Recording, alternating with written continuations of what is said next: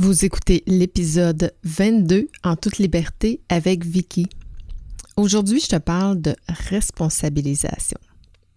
Un bien grand mot qu'on dit beaucoup depuis quelques années. Mais qu'est-ce que ça veut dire exactement? Bienvenue à toi, nouvel auditeur. Merci à toi qui écoute et qui s'intéresse à mon podcast. C'est grâce à toi que je vibre sur la bonne fréquence. En toute liberté, ça nous permet d'aborder librement les questions de culture organisationnelle, de modèles de gestion axés sur la confiance et de sujets percutants tels que l'ego, le contrôle, les peurs, l'intelligence collective et bien plus encore. En toute liberté, c'est aller au fond des choses pour sortir de nos zones de confort et expérimenter de nouveaux angles pour qu'une petite transformation s'opère. Comme personne, agent de transformation ou comme gestionnaire, je veux t'aider à te propulser vers des sommets qui te transforment. Merci d'entrer dans mon monde de liberté.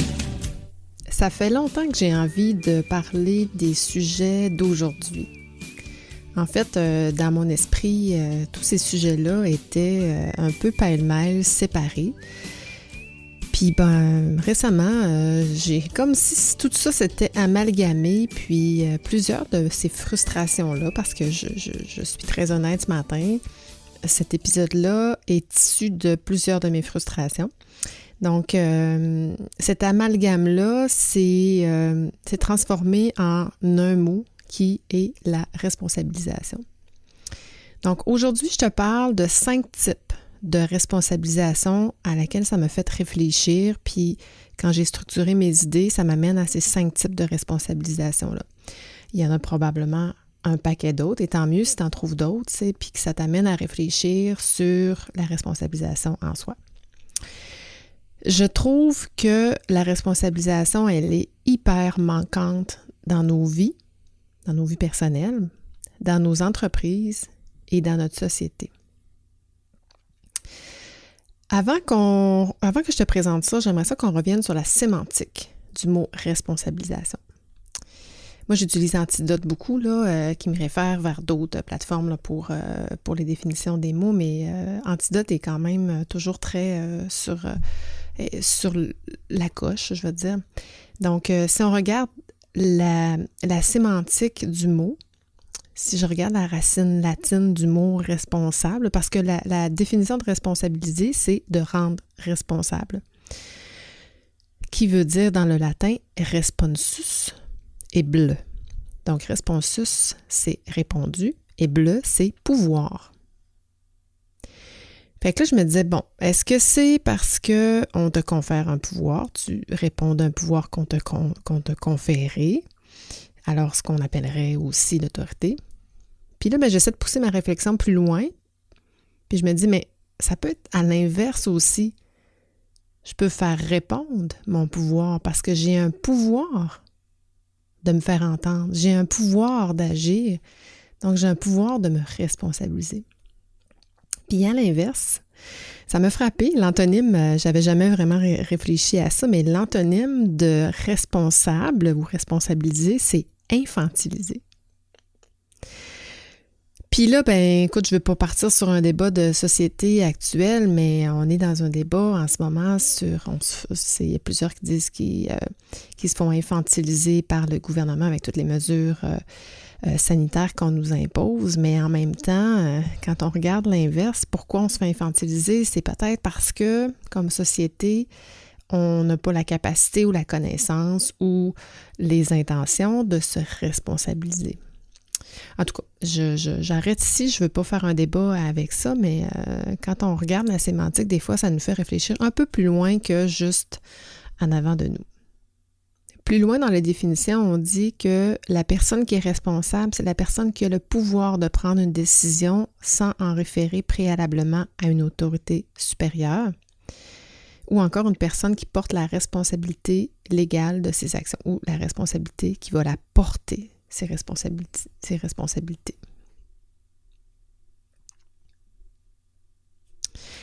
Si on va plus loin dans la définition, une personne responsable, c'est une personne qui a le pouvoir de prendre des décisions sans référer à une autorité. C'est aussi une personne qui porte sa responsabilité dans ses actions. Donc, les 5 types de responsabilisation ou de responsabilités que je vois, que je trouve qui sont défaillantes dans nos vies, dans nos sociétés et dans nos entreprises sont la responsabilisation de ses valeurs, la responsabilisation de sa loyauté envers la main qui nous nourrit, la responsabilisation dans la société, la responsabilisation dans ses communications et dans son développement. Je t'explique un peu les idées que j'ai par rapport à ces 5 types de responsabilisation. Responsabilisation de ses valeurs. Là, je fais référence à ce que je porte. Les valeurs sincères qui sont en dedans de moi, est-ce que je les porte dans toutes les situations? Je donne l'exemple d'une personne qui fait une erreur. Même si c'est un imbécile, est-ce que j'ai le droit de lui manquer de respect, d'avoir du mépris à son égard ou de lui dire n'importe quelle stupidité, de lui crier après?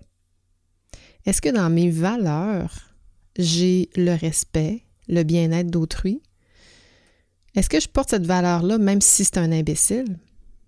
Moi, je pense que si on se commet dans nos valeurs, peu importe la situation, on n'a pas le droit de manquer de respect à un imbécile plus qu'à un pas imbécile. Ben pas si on porte nos valeurs. Je ne crois pas. Puis là, je fais référence beaucoup à ce qu'on voit sur les médias sociaux, les gens qui se permettent à visage caché de donner leurs opinions.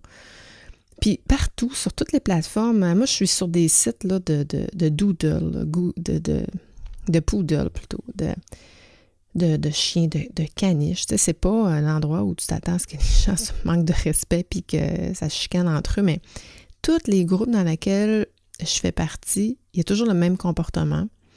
Il y a quelqu'un qui amène une situation. Là, au début, les gens sont gentils, mais il y a toujours un qui fait dégénérer la situation puis qui va être irrespectueux, il va donner des insultes. Puis après ça, il y a une chaîne de courriels, de textos, de commentaires qui s'en suivent pour ou contre. Puis là, il y a un débat qui se fait.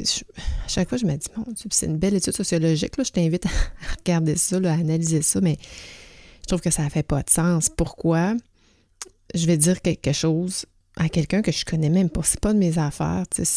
En tout cas, là, je te donne un exemple concret que tu as peut-être vécu ou à titre de piéton ou automobiliste ou comme passager. Mais bon, prends l'exemple d'un piéton qui va traverser un feu rouge, hein, où clairement c'est pas sa place, où il va traverser un endroit où c'est dangereux. Donc, j'avoue qu'il joue avec sa vie puis c'est dangereux. Mais est-ce que ça me donne le droit de le frapper pour autant avec ma voiture? Moi qui conduis une voiture qui a de la vitesse, qui peut ni plus ni moins lui enlever la vie. Hein, la réponse, c'est clairement non. Mais pourquoi il y a encore des gens qui font semblant qui vont les frapper juste pour les narguer ou qui vont leur crier après? C'est sûr que la personne, elle a fait une erreur. C'est sûr. Mais elle le sait probablement, ou peut-être qu'elle a un problème de santé mentale aussi, puis ça fait partie de notre société, mais elle le sait probablement, puis qu'est-ce que ça me donne de lui crier après? De lui dire que c'est un imbécile? Est-ce que j'ai le droit?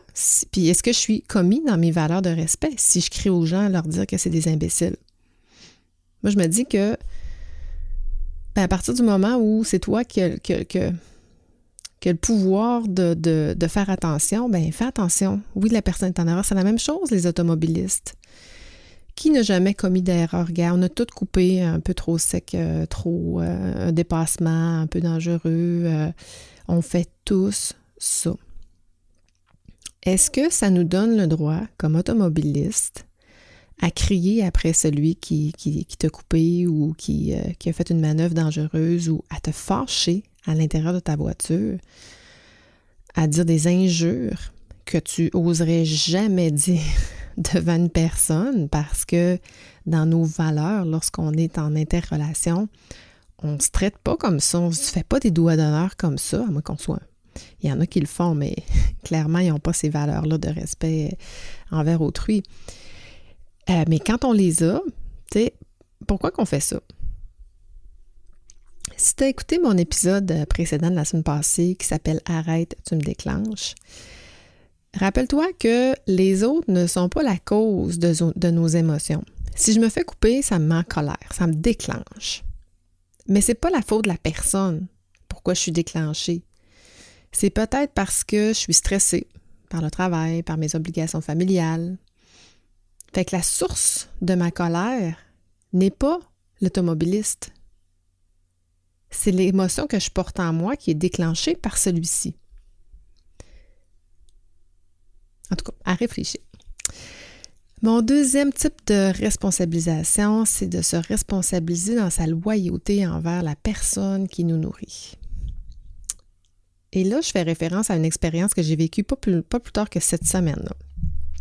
J'ai un client que j'accompagne, puis bon, il a perdu sa DRH un peu avant les fêtes, puis je l'ai aidé, je l'ai supporté là, pour ses urgences pour qu'il puisse sortir un peu la tête de l'eau. Puis là, il m'a demandé d'appeler des chasseurs de tête pour combler un poste d'une personne qui venait juste de démissionner, puis un poste quand même assez urgent, puis important pour maintenir les opérations, je vais dire comme ça.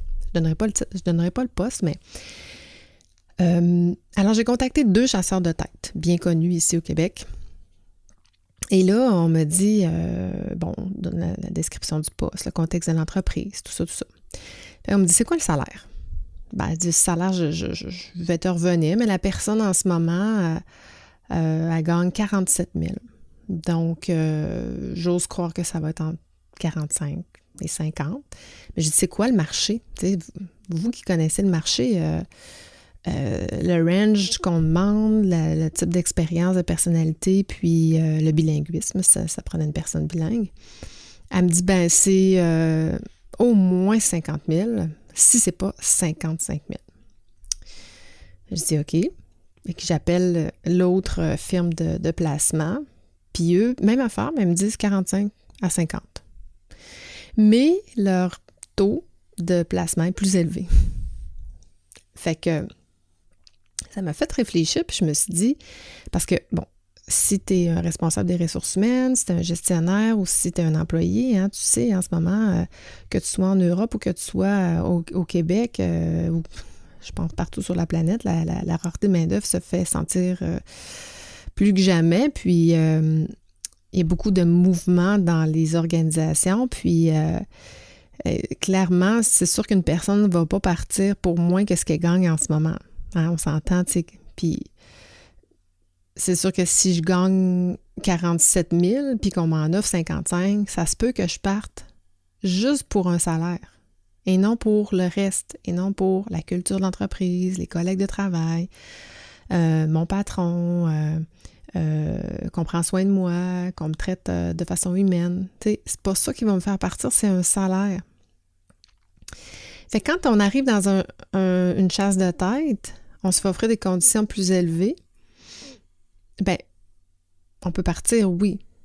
Mais la pire chose que je trouve qui se fait encore, je veux dire encore, parce que je pense que ça s'est quand même toujours fait, mais je pense que ça se fait encore plus, c'est de se revirer contre son employeur et de demander une augmentation de salaire.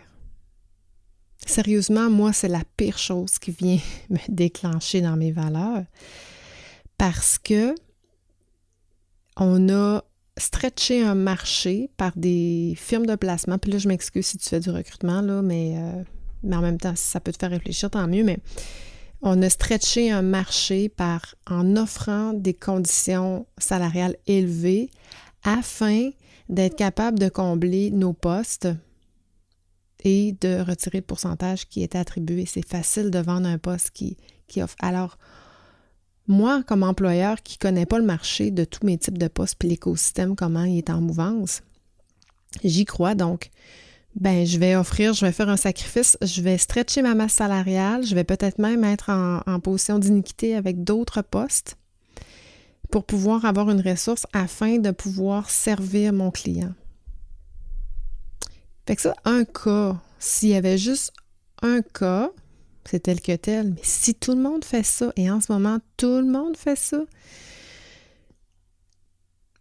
fait que là, mais ça va se chevaucher sur le prochain type de responsabilisation qui est entre la loyauté et la responsabilisation dans la société. Puis là, je fais référence au marché juste au marché de l'emploi, là. Je ne veux pas aller plus loin que ça dans la société, mais le fait d'agir de cette façon-là, puis d'aller aux salaires les plus offrants, puis de se promener comme ça, ou de demander à l'inverse la pire chose que je trouve qui manque de courage, parce que j'ai pas osé demander une augmentation salariale en fonction de ma réelle valeur.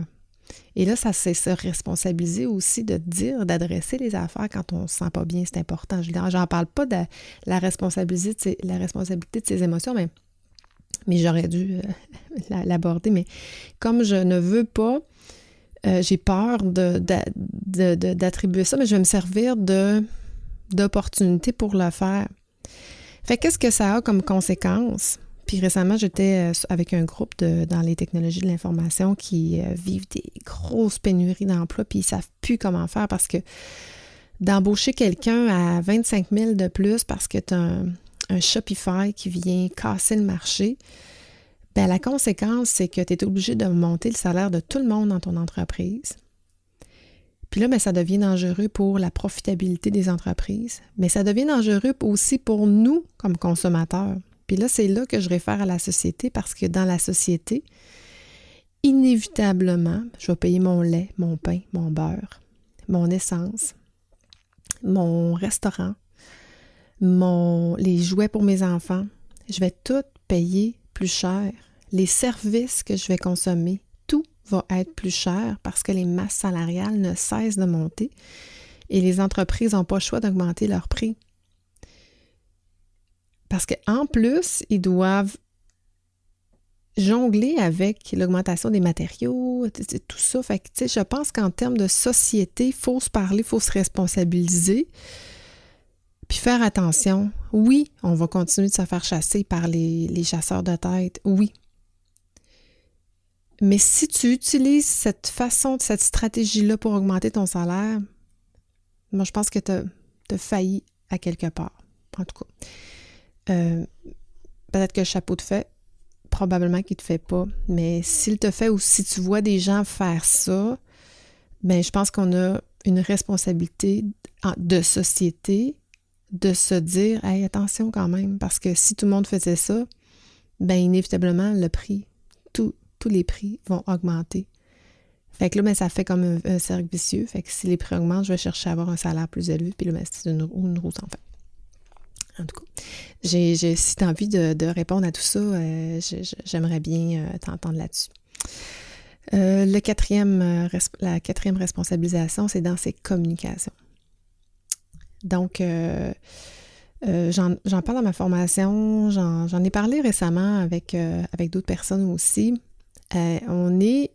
Puis dans ma formation, la méthode V, je parle beaucoup des entreprises contemporaines qui sont axées sur la confiance, l'agilité, tout ça.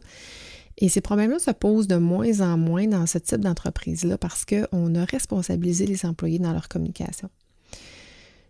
Dans nos entreprises top-down, puis là, ben, la plupart des entreprises que j'accompagne sont encore de type top-down, mais j'essaie tranquillement à les amener à faire des petits pas et à cheminer à travers ça vers un peu plus de confiance, délégation, responsabilisation, etc., etc. Mais dans les entreprises, on attend après l'information. Fait que là, rappelle-toi, le pouvoir, de répondre d'un pouvoir versus se faire infantiliser. Si tu attends après l'information, on va t'infantiliser. Le top-down. C'est ça qu'on veut. Quand j'étais chez Stryker, une entreprise manufacturière de fabrication de lits d'hôpitaux, je suis fière de dire, puis ça c'est ma plus grande peine d'amour professionnelle quand Stryker a été vendu et démantelé et transféré vers le Mexique. On était rendu, on avait travaillé très fort. Puis là, ça fait plusieurs années, là, c'est en 2010 qu'on était rendu là. Donc, ça fait 12 ans. On avait travaillé très fort à responsabiliser nos gestionnaires, justement. On avait mis un système en place, tout un écosystème qui permettait aux gestionnaires de se responsabiliser dans leur communication, dans le transfert d'informations, dans la communication qu'ils avaient avec leurs employés aussi, de dire les vraies affaires, d'aborder les vraies situations, etc., etc.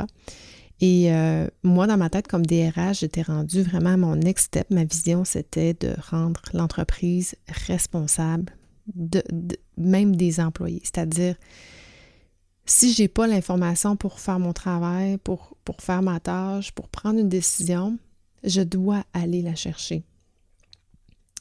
Oui, dans un monde idéal, il faudrait que l'écosystème soit fait de sorte que j'ai toutes les informations nécessaires. Mais le monde n'étant pas parfait, si par hasard je ne l'ai pas, je dois aller au-devant. Comment ça se fait qu'on attend encore après nos responsabilités? Tu sais, on entend les rôles et responsabilités, c'est pas clair, mais c'est pas clair. As-tu posé la question? C'est-tu parce que tu manques de courage? Pourquoi t'as pas posé la question? Pourquoi les employés ne vont pas poser la question? Est-ce que j'ai le droit, patron, de prendre telle ou telle décision? Est-ce que je peux faire telle ou telle chose? Pourquoi j'ai pas le courage? Mais en contrepartie, j'ai le courage d'envoyer chier l'automobiliste sur l'autoroute. C'est un non-sens. Donc, je pense que on a intérêt à aller au-delà de nos peurs puis à poser les questions pour connaître les réponses, finalement. C'est quoi que j'ai le droit de faire? Puis ici, on a aussi la responsabilité, comme je disais tout à l'heure, d'adresser ce qui nous dérange, d'adresser ce qu'on ferait autrement. Moi, quand je gérais des gens, quand j'étais gestionnaire, je disais toujours à mes employés, moi, je prends pour acquis que si tu me dis rien, il se passe rien. Fait que s'il se passe quelque chose, puis tu me le dis pas, sache que je vais toujours penser qu'il n'y a rien. Parce que je m'attends à ce que tu viennes me le dire. Puis la même chose entre vous. Je ne veux pas savoir ce qui se passe entre vous. S'il y a des conflits, je m'attends à ce que vous les adressiez ensemble. Si ça se trouve, je ne veux pas le savoir. Venez me voir si jamais ça dégénère. Puis honnêtement, j'avais une équipe du tonnerre. Il n'y en avait pas de problème parce qu'ils se responsabilisaient. Puis ils venaient me voir. Ah, Vicky, là, il y a de quoi qui me dérange ou tu as dit quelque chose qui m'a blessé ou whatever. C'est pas toujours facile de dire à son patron, tu as dit quelque chose qui m'a dérangé ou là-dessus, t'as manqué. Mais puis ça m'a blessé. Mais c'était l'engagement qu'on avait un envers l'autre. Et de part et d'autre, moi, je m'étais engagée aussi à dire, s'il y a quelque chose qui me dérange dans ton comportement, dans ton attitude, dans ta performance, je vais te le dire. Puis si je te dis rien, prends pour acquis qu'il n'y a rien. C'était beaucoup plus facile, la confiance était là, puis c'était beaucoup plus léger, je vais dire. Finalement, je conclus avec se responsabiliser dans son développement personnel et professionnel. Si tu attends passivement qu'on le fasse à ta place, soit il ne va rien se passer, ou on va t'infantiliser, ou bien on va te développer dans des endroits où tu n'as peut-être même pas des besoins. On va te suggérer des besoins. Puis ça va avoir une influence sur ta carrière. Tu n'auras pas le contrôle sur ta carrière. Tu peux même avoir une carrière qui stagne à cause de ça. Tu es la mieux placée pour savoir de quoi tu as besoin dans ton développement, dans tes compétences personnelles et professionnelles. Donc, te responsabiliser, ça veut dire, oui, tu peux faire la demande, puis tant mieux, le meilleur des mondes, c'est que notre employeur paye pour notre développement personnel. Non, je vais le dire autrement. Paye pour notre développement professionnel et personnel, parce qu'un employé qui se développe et qui est bien avec lui-même, qui a une bonne conscience de soi, va être un meilleur employé. Mais advenant le cas où c'est pas possible parce qu'il y a un refus ou il n'y a pas les budgets ou whatever, je pense que tu as quand même la responsabilité de t'investir sur ton développement pour continuer à grandir, pour continuer à pouvoir atteindre de nouveaux sommets. Et ça, si t'attends, on va t'infantiliser. Les structures organisationnelles qu'on connaît, mais top-down, les structures plus conventionnelles, sont créées de cette façon-là pour 2 raisons. Donc, la structure comme telle, la première, c'est historique. C'est issu du monde de l'industrialisation dans les années 40-50 où les grands chefs d'entreprise abusaient de leurs employés. Ils contrôlaient pas juste l'entreprise, mais ils contrôlaient le village, le magasin général, le vétérinaire, le médecin. Donc, ils contrôlaient tous les corps de métier, ce qui faisait en sorte que l'employé n'avait pas le choix de se conformer. Il ne pouvait pas rien dire, il ne pouvait pas se responsabiliser. On n'était pas là. Mais on n'est plus là en 2022. On a évolué comme société, mais il y a un paradigme qui s'est cristallisé. C'est celui que l'employé ne peut pas prendre de décision. Puis là, on l'a organisé pour l'infantiliser. Puis une chose, tu m'as probablement déjà entendu dire, pourquoi un chef de famille ou une chef de famille, un papa ou une maman, est capable d'organiser ses 3 enfants à prendre les bonnes décisions, à organiser les études, les leçons, à organiser les inscriptions à l'école, le faire manger ses 5 groupes d'aliments, gérer une entreprise qui est sa maison, payer ses taxes, payer ses impôts, prendre des décisions en fonction de ses valeurs, du bien-être de la collectivité familiale, puis prendre des bonnes décisions en fonction du contexte actuel. Bon, des fois, on prend des mauvaises décisions, mais on le sait toujours après. Anyway. Puis là, la personne, le même chef de famille ou la même chef de famille embarque dans sa voiture, se rend au travail, envoie une couple de doigts d'honneur ici et là, parce qu'il y a des frustrations. C'est une blague. Et arrive au travail, et là, tout à coup, plus capable de prendre de décision. Il n'y a plus le bon jugement pour le faire. Ah ouais? Pourquoi? Qu'est-ce qui s'est passé entre les deux? Alors que c'est un bon chef, une bonne chef de famille, mais c'est plus un bon chef ou quelqu'un qui est capable de prendre des décisions. Fait que je pense qu'on est rendu plus loin que ça, d'où l'importance. C'est ce que je martèle et ma mission d'entreprise, de rendre les entreprises plus agiles, plus axées sur la confiance, etc., etc. Et le deuxième, tous les processus disciplinaires, les processus d'évaluation annuelle d'employés, moi, je suis vraiment anti ça. Puis je sais que je me fais jamais d'amis quand je dis ça. Mais moi, j'abolirais ça systématiquement des entreprises. Puis la raison pourquoi on a ça encore dans nos entreprises, c'est qu'on ne se parle pas. Si on adressait les vraies affaires, les problèmes d'erreur, les problèmes de compétences, d'attitude, de comportement, si on les adressait au fur et à mesure et qu'on se disait les vraies choses avec bienveillance, on n'en serait pas là. Mais on a encore peur d'aborder les erreurs. On a peur d'aborder les problèmes d'attitude parce qu'on ne veut pas blesser. On a peur des réactions de la personne ou encore ça nous prend toute notre petite chance pour le faire. Ou pire encore, on peut aussi avoir peur de perdre nos employés. Fait que c'est pour ça, à mon avis, qu'on a mis ces structures-là. Puis, on continue d'infantiliser nos employés. Puis, comme employé, on continue de se faire infantiliser. Ouh, ça fait du bien, mon Dieu. C'est porteur, je crois, ces messages-là. Si le chapeau de fait, je suis désolée. Je ne crois pas, par contre, qu'il te fasse.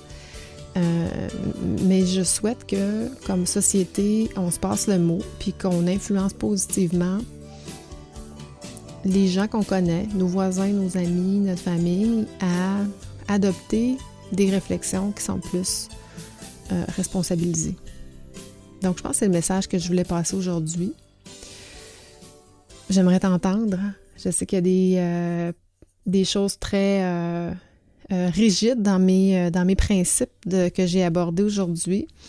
Mais j'aimerais t'entendre. Tu as le droit de ne pas être d'accord. Tu peux être d'accord aussi. Mais j'aimerais savoir qu'est-ce qui a résonné, qu'est-ce qui t'a dérangé, avec quoi tu es en accord. Puis voilà. Merci encore d'avoir passé ce temps-là avec moi aujourd'hui. Puis on se voit la semaine prochaine. Ciao, ciao! Cette chanson, elle est pour nous. Chose d'amour.